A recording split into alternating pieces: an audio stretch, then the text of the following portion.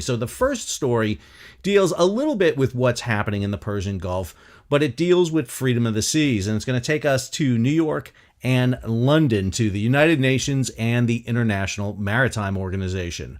Friend of the show, Richard Mead over at Lloyd's List, has this story: accusations fly as states clash at UN over freedom of navigation. Now, on Monday, there was a debate on the UN discussing the larger geopolitical divisions over maritime security. According to the U.S. ambassador to the UN, Mike Waltz, former national security advisor and former congressman, Iran was behaving like two-bit pirates and said the world was now, quote, paying for Iran's hostage-taking gambit in the Strait of Hormuz. It is absolutely clear, it's unambiguous, that as a matter of international law, this strait is not, despite Iran's foreign minister's claims, this strait is not Iran's to wield like its own moat and drawbridge. It is not Iran's hostage. It is not Iran's bargaining chip. It is not Iran's toll roads. Now, I will say this, that there was a lot of discussion here recently on social media about the fact that Iran has not ratified UNCLOS, the UN Convention on the Law of the Sea, 1982. They didn't even ratify the 1958 treaty, which means that Iran is operating under treaties that existed before 1958, which means that Iran's territorial waters is not 12 miles, it's 3 miles. It's the old cannon shot rule. That's right. So Iran has taken care of the issue of the Strait of Hormuz because they don't control any of it, because the Strait of Hormuz is 21 miles wide and they only control 3 miles. Now, I will say this, the UN hearing on Monday was lively. Iran responded in kind, accusing the U.S. of, quote, acting like pirates and terrorists, targeting commercial vessels through coercion, intimidation, terrorizing their crews, unlawfully seizing ships, and taking crew members hostage. The U.S. called Iran pirates. Iran calls the U.S. pirates. I wonder if anybody else has anything to say about this. Well, as a matter of fact, they do. Both Russia and China commented on this. During the UN debate, however, UN's ambassador Fu Kang. Okay, hang on a second. I don't mean to make fun of anybody's name. I mean, my name is Salvatore. I mean, my literal name translates as Savior. You know how tough that was as a Catholic being raised with the name Savior? It was a bit of a burden in Catholic school, I will tell you. However, Fu Kang, that top-notch name right there. I'm going to go with that name. And by the way, if I do chuckle for the rest of the video, it's because I'm thinking about Fu Kang. Fu Kang called out the U.S. as, quote, the root cause of the current crisis, describing the U.S. blockade and, quote, the illegal military actions launched by the U.S. and Israel against Iran as being dangerous and irresponsible behavior. Fu is letting it fly. At the same time, Russia similarly pointed out the finger of blame at the U.S. and Israel, but opted to use the debate as a platform to attack European sanctions against Russian exports. I mean, we're going to be talking about freedom of navigation here. Russia is making the argument, listen, you've put a lot of sanctions on us recently, and this is going to affect us. The Russian ambassador adding about European sanctions against Russian exports, it's merely a fig leaf to hide the fact that the EU is engaged in outright banditry at sea. Banditry at sea. Excellent use of phrase right there. I thought piracy was good, but banditry at sea, I like that too. Going on, actions by the EU countries that trample upon the norms of international maritime law could trigger a domino effect, putting on hold the entire global maritime trade system. Adding that the engagement of NATO naval forces for the detention of vessels leading directly to military escalation. All right, we got the U.S., we got Iran, we got China, we have Russia. I mean, who else can we bring into this? Hang on. The debate also exposed wider geopolitical divisions over maritime security as China denounced remarks by Japan and the EU about the South China Sea. Japan's vice foreign minister told the council meeting on maritime security that Tokyo was seriously concerned about the situation in the East China and South China Sea and reiterated Japan's opposition to any attempt to change the status quo by force and obstruction of freedom of navigation and overflight. All right, well, we got everybody now. We got the U.S., we got Iran, we got China, we've got Russia, we got Japan. I mean, who else could we drag into this fight? Here we go. Several maritime and trading nations underscore that the crisis carried consequences far beyond the Strait of Hormuz. The map of global insecurity is being increasingly drawn at sea, said Liberia's representative, also adding that the growing interference with commercial shipping is not incidental, it is strategic. Echoing many other speakers, he said, quote, that it is dangerous when stability is negotiable. The smallest economies pay the highest price. According to the UK minister, freedom of navigation must be restored in line with international law. Shipping and seafarers must not be used as leverage, and there's no place for tolls or permissions in international straits.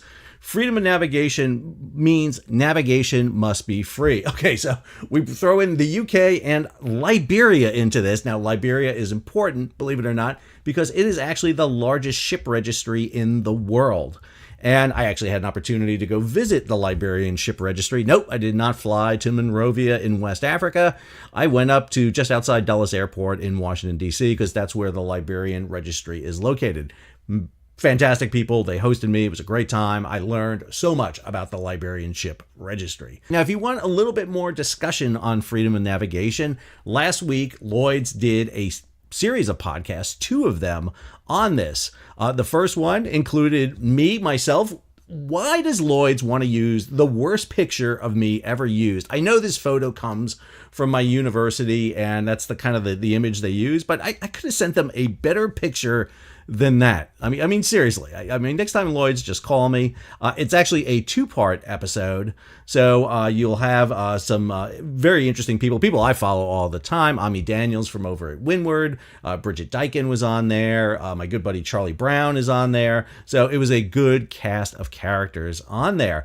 But one of the interesting things about freedom of navigation that has come up has to do with the nation of Indonesia, because there was a reference earlier this week about Indonesia maybe putting a toll on the Malacca Straits. They get clarification here in this story from Lloyd's List. Indonesia says it has no plans to toll Malacca Strait. The Southeast Asian country reassures the world that it will remain free to transit the Strait of Malacca. Indonesia's clarification came just a day after its finance chief floated the possibility of having an Iran-inspired toll booth in the waterway. Anxiety continues to grow as the Hormuz crisis remains unresolved. So that was a big issue because Indonesia is actually a key series of choke points, not just Malacca, but Lombok, Sunda, the Bali Strait. I mean, there's a whole series of barriers there you have to go through that connects the Indian Ocean to the Pacific. But Indonesia doesn't control those waterways either. Malacca, for example, is bordered by Malaysia and Singapore, so this would have been a real big issue. But freedom of the navigation is an absolutely key issue here. Our second story brings us to London, England, the home of the International Maritime Organization. That is the UN shipping arm. Now, the IMO is hosting the 84th MEPC, the Marine Environment Protection Committee. Now, the last time that committee met, they were debating the net zero initiative. This was the goal to try to get global shipping to net zero carbon emissions by 2050, and it ran afoul of the United States and a batch of other nations. And so this meeting is guaranteed to be a little bit lively in its results, and it is not letting down. This story over at GCAP by Reuters: EU revives fight for global shipping carbon price, setting up IMO clash with the US. So European unions agreed on Friday to keep pushing for a global price on shipping CO2 emissions in UN talks next week. So the U.S. argued that this was a global shipping tax, specifically that the funds for this were going to be used to fund the UN and then also used to for the initiation and support of other net zero initiatives around the world. Now, EU countries shall oppose any attempts to remove climate measures from being negotiated at the meeting. Now, last time what they got was a vote by 57 countries, including China and Liberia, to delay the carbon price at the meeting in October instead of passing it through. Now, a coalition of the world's top 3 ship registries, this is Liberia, Panama, the Marshall Islands, along with Bahri, this massive oil tanker company out of Saudi Arabia, are urging IMO members to consider alternatives to the original carbon pricing plan when they meet next week. Now, as I noted before, Brussels is ordering its delegation to defend the net zero framework. The question is, does Cyprus, Malta, and Greece fall in line? One of the criticisms of this MEPC is that it's being dominated by politicians and not shipping experts. That's according to the Intercargo chairman, John Zealis, who questioned whether the goal of the net zero framework really was to decarbonize shipping. So the U.S. is taking this issue head on. Instead of shying away from the IMO, they are sending not just their normal delegation, but they are reinforcing it. This is some of those politicians that was mentioned in the previous story. Mike Schuller writes this story. The chair of the Federal Maritime Commission has joined the U.S. delegation to high-stakes climate talks at the UN's International Maritime Organization. In a statement Monday, FMC chairperson Laura DiBello said she joined the U.S. delegation to reinforce U.S. opposition to the proposed net zero framework, describing the plan as, quote, unnecessary tax on U.S. shippers and vessels operating in international waters. She explicitly cited FMC authority under 46 U.S. Code 42106 and 42107 concerning unfavorable shipping conditions. The FMC is invested in the protection of U.S. cargo and closely monitoring regulations or practices of foreign governments that could result in conditions unfavorable to shipping in the foreign trade of the United States. Now, Chairperson DiBello is citing actions that have been concurrent with the passage of the Ocean Shipping Reform Act back in 2022, where we saw more action being taken by the Federal Maritime Commission to protect Americans from unfair international trade. She goes on to say that the proposal would have anti-competitive and inflationary effects on the global economy and warrant costs would ultimately be passed to U.S. consumers. Now, we're going to be following what happens in the IMO. The difference here is last time around, the U.S. was running a high thanks to brokering the ceasefire deal between Israel and Hamas in Gaza. Right now, everybody's not very keen on the United States because of the conflict in the Persian Gulf between U.S., Israel, and Iran. Now, IMO had one other issue that they cited here, which I think is really important. The IMO issues due diligence guidance to counter false flag explosion. They're checking existing databases to corroborate information, says IMO. Third-party registers should be established through clear contracts to prevent fake flags, and nearly 40 member states have seen cases of their flags being fraudulently used without prior consent. The story goes on that several members had notified the IMO of fake flag registries being run in their name. For example, Netherlands informed the IMO of false registries in St. Martin, Aruba, and Curacao. Other nations also noted this in January. Madagascar, Zimbabwe, Botswana, Guinea, Mali, all of them have identified false registries using their name. Now, it's not that hard to check this. There are databases out there you can do it, but there should be a centralized database run either through the IMO or contracted through the IMO to operate this. Plus, ship registries should be available to people to query. So, for example, a national registry should be able to answer a question 24/7. Same thing, some of the registries are run by corporations. Liberia and Marshall Islands are run by companies. Those should be accessible 24/7 to query to find out. This is one of the reasons that the United States and the EU have been boarding as many ships as they had, because they're stateless vessels. They're flying false flags. And under Article 110, Section 1D of UNCLOS, I really got to get a friggin' life that I know this off the top of my head, you can board those vessels. Navies can board. And if the ship is stateless, then the ship is freaking a pirate ship, and you can take the vessel into custody, sail it into waters to rectify the situation. You can't have stateless vessels sailing on the high seas, because if they get into trouble and an accident happens, who pays? If they don't have a registry, they probably don't have insurance, they probably haven't been inspected, and they're probably treating their crew like crap. That's probably what's been happening. All right, let's go ahead and jump to our next story. For our third story, let's talk about containers. This is a benchmark topic that we have discussed here on what's going on with shipping for a long time. Rob Wilmington over at Lloyd's: container ship charter market slows amid vessel shortage while rates stay firm. Activity has declined due to a shortage of available ships coming open in the market. So big container line companies, CMA CGM, Maersk, Hapag, will lease vessels from shipping companies that have them, basically U-Hauls of the sea. What this article is saying, that the availability of those ships is very low at this point. Despite the slowdown, charter rates remain strong and are even firming in some segments. CMA CGM continues to be the most active in the charter market among global carriers. This chart provided by Rob shows you the charter rates for ships, about the 1-year time charter average. based on size of the vessels, going from 1,100 TEUs up to 8,500 TEUs.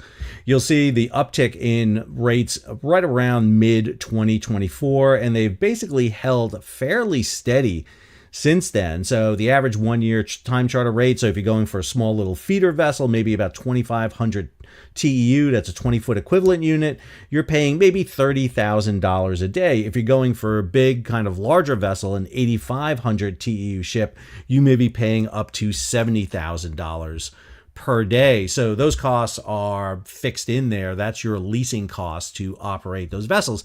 And the reason the big shipping companies lease vessels is the same reason that Amazon and a lot of other companies lease trucks during peak seasons. They don't need them all the time, and so they'd much rather bring those ships on as they need them. Plus, it defers a lot of the maintenance and operating costs for them. They don't want to be caught with a big fleet and then all of a sudden the market crashes, shipping crashes, and now they got to deal with them and lay them up.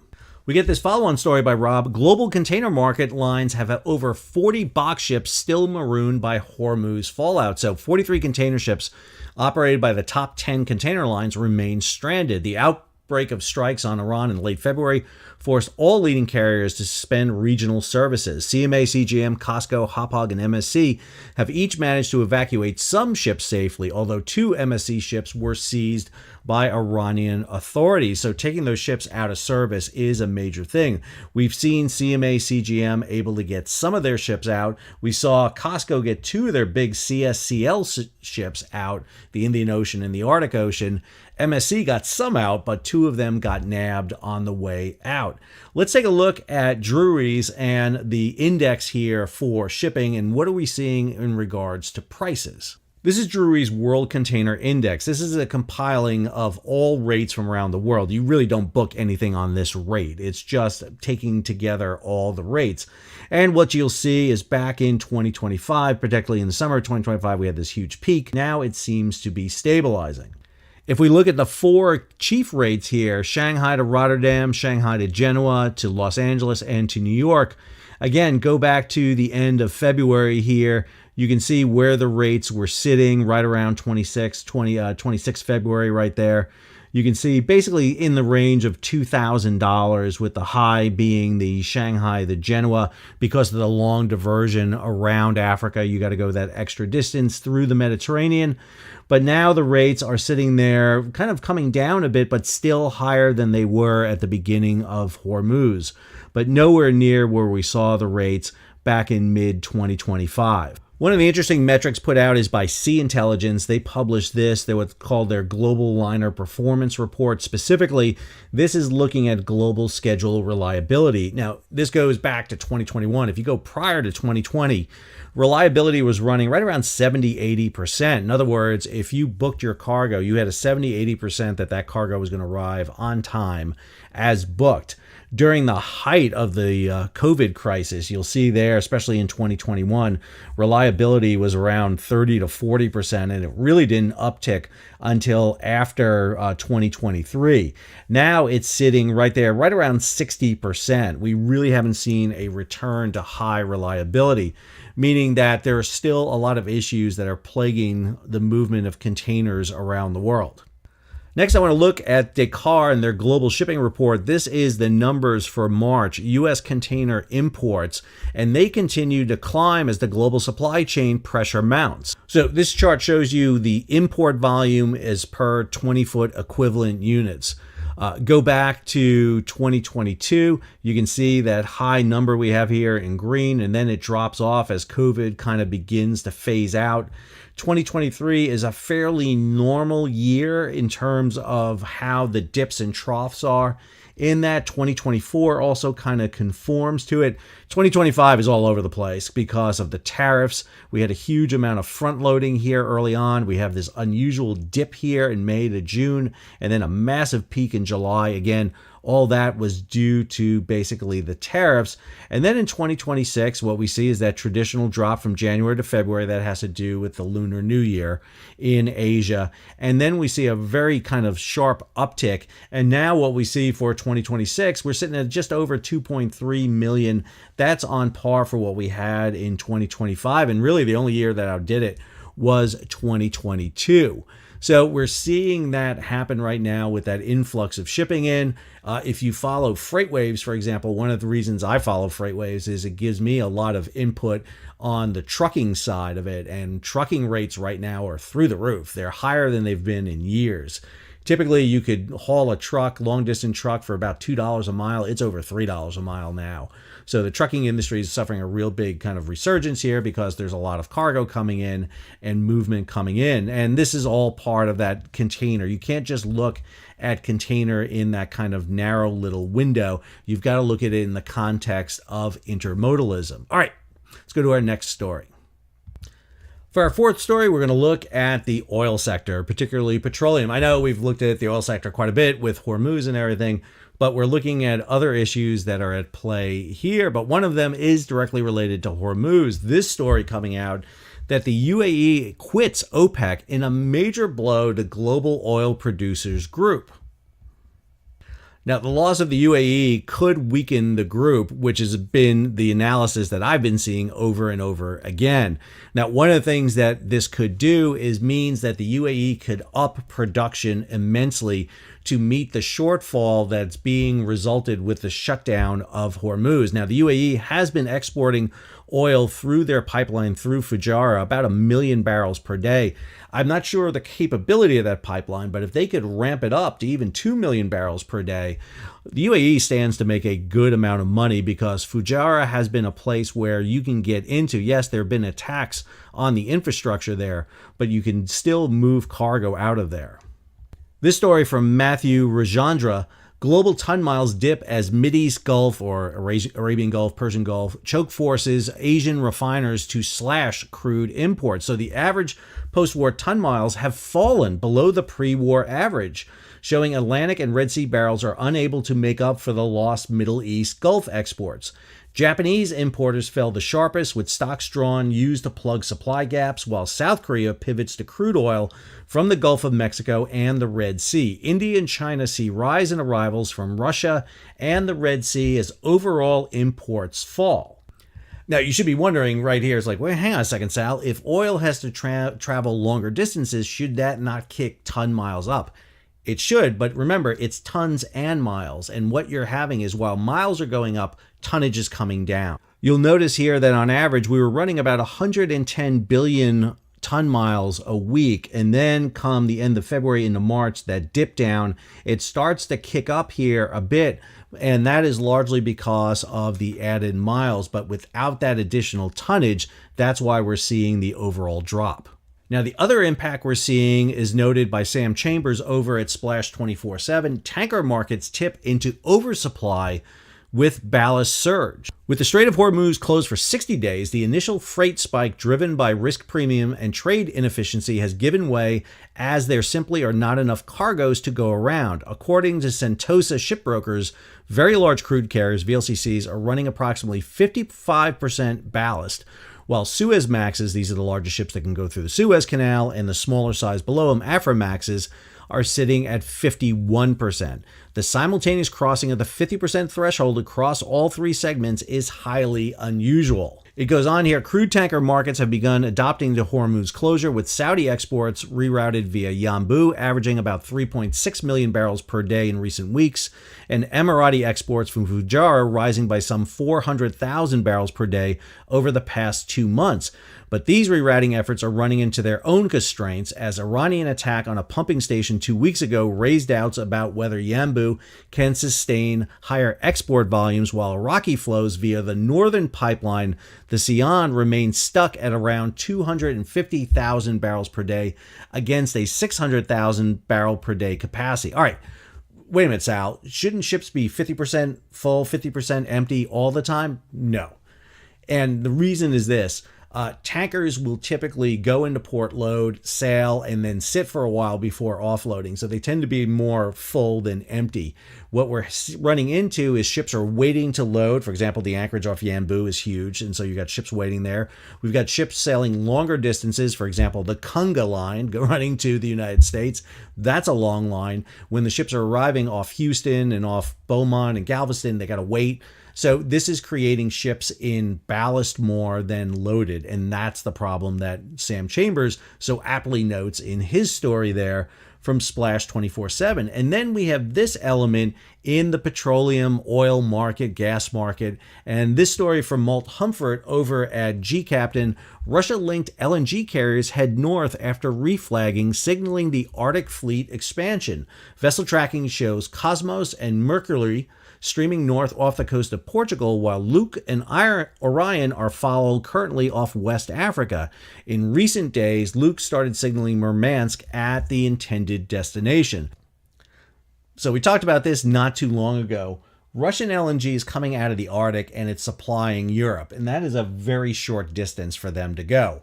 And that's going to be a problem because come 1 January 2027, the European Union is saying it's cutting itself off from Russian LNG. We'll see if that happens. But if Russia's got to take its LNG now and run it the Arctic route over to Asia, that's a longer distance, again, ton miles.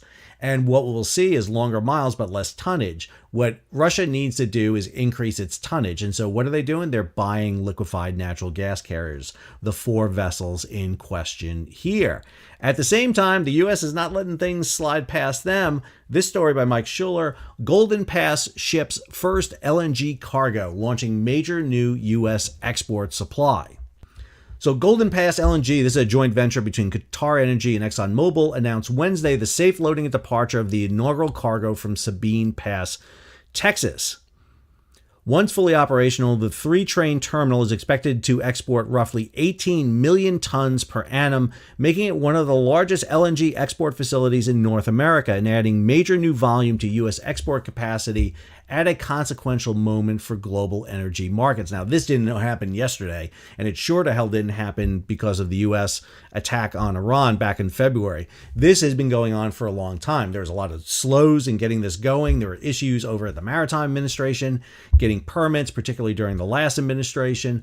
But Golden Pass is now open, and one of the things that we're seeing is more LNG facilities are trying to get up and running. And again, if they can do that, that'll be key for the United States because there is no telling when Qatar LNG will be able to flow again out of that region. It has been largely closed off because of the Iranian blockade against it. All right, for our last story, let's look at how Hormuz is impacting 3 different areas across the shipping industry. So first, this story over at Lloyd's, the dry bulk freight rates. Now, dry bulk is any cargo that's loaded into a bulker, coal, grain, iron ore, you name it. So dry bulk freight rates poised to rise as Hormuz crisis bolsters coal demand. A substitution effort could occur where power plants burn more coal instead of crude oil products or gas to mitigate rising costs. One industry player expects dry bulk freight rates to go higher in the next 6 to 9 months. Southeast Asia and Northeast Asia also have been firing more coal since the crisis, but bottlenecks have limited the switch. Now, there's a quote in this story by Martin Stopford. He was over at the Capital Link Singapore Maritime Forum, which I don't know why you were there, Martin. You need to be writing the 4th edition of Maritime Economics. We need the 4th edition out. I mean, I don't know why you're not writing. You need to be writing all the time. Someone needs to chain this man to a computer and get him to finish writing this. It's the greatest book in maritime shipping. It is. If you haven't read Martin Stopford's Maritime Economics, the 3rd edition is available. You can download it by PDF. It's out there. But his 4th edition needs to come out because the 3rd was in 2007. Anyway, Martin Stopford said this, quote, by 1979, when the oil price really shot up to $30 a barrel, $30 a barrel, that's cute. The power stations, which were using oil, had switched from coal. They had all got their coal storage depots going again so that they could go out and buy coal. And so there was a bulker boom. So will that happen again? I don't know, Martin. That's going to be an interesting thing to see. Now, if we look at the Baltic Dry and the Baltic Dirty Tanker indices, you can see the increase here. The BDI, the Baltic Dry, is climbing. That is the light blue line there. It's coming up. The Baltic Dirty had already been up quite a bit because of what was happening with the tanker market. It has dropped quite a bit back to a level, but still higher than it had been for quite a bit. Don't take that drop as significant too much because it is still higher and continuing to rise. So not exactly sure if we're going to be shoveling coal for our power source here for a long time, but that is a definite issue. The other element we have here, this story from our good friend Greg Miller over at Lloyd's. Hormuz crisis drives up Panama Canal delays and auction prices. Mentioned this the other day. Wait times for ships without reservations have risen significantly in April. Some ships have been in the queue for 2 weeks. The average auction prices at the Panamax locks in the latest week were the highest recorded by Argus. One individual Panamax locks slot went for $1.7 million this month. A Neo-Panamax slot went for $4 million at auction this month, on par with the record set in November 2023 during Panama's drought. So Panama bids off their lock spaces. So there's only so many ships go through the canal every day, 32 to 36. But in the Neo-Panamax, this is the largest lane that was opened in 2016, you get about 10 ships a day through there. And because of the need to get oil and dry cargo and liquefied natural gas over to Asia because of the shutdown in Hormuz, there's a big demand to get through the Panama Canal faster. The problem is if you're waiting 2, 4, 7, 14 days, you want to jump to the head of the line, you got to pay some money. And what we're seeing here is people are paying money. $4 million. Makes me almost want to go out in my backyard and dig a canal if I can get $4 million for a ship transit through there. Problem is ships wouldn't go anywhere. I'm kind of landlocked. Finally, the very last element in this fifth block of stories, also from Splash 24/7, no equivalent in living memory. Bunker market faces historic supply crisis. So bunker market is the fuel used to power ships. According to this story, the global bunker market is experiencing a supply shock without modern precedent, with fuel prices more than doubling at key hubs over the past month. Physical availability narrowing by the day and growing warnings that the Strait of Hormuz disruption may prove far longer than the shipping industry is currently pricing in. So to give you an idea here, very low sulfur fuel oil, VLSFO, in Singapore stood at $4.86 per ton on February 12th. By March 20th, it was at $1,034, a 113% increase in 5 weeks. At Fujairah, it had jumped from $476 to $1,248, and in Busan, Korea, $508 to $1,181. Rotterdam and Houston have moving sharply too, but the divergence between basins is the critical signal. Now, marine gas oil tells an even more extreme story, with Singapore surging from $669 to $1,811 per ton, up 171%, and Fujairah from $747 to $1,877. Gas oil flows are down 97%. Production shut-ins across the region have reached 9.2 million barrels per day. Refinery runs across parts of Asia and Europe are down 30 to 40%.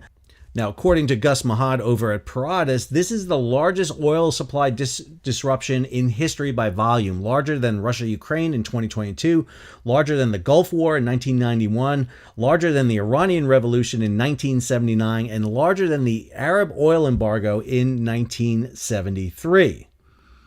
Lucas Murphy, an analyst at FuelSure, says this: physical bunker prices are increasingly decoupling from flat price, and attempts to time the market are often backfiring, with buyers facing higher prices despite softer crude. In many ports, suppliers are selling out of physical product, shifting the market firmly in their favor. I talked to a merchant mariner stuck in the Persian Gulf, and one of the things he said is when they had to refuel their vessel, they couldn't get bunker fuel, so they got actually marine gas oil because it was cheaper and available, and that's what they got because there was an overabundance of marine gas oil stuck in the Persian Gulf.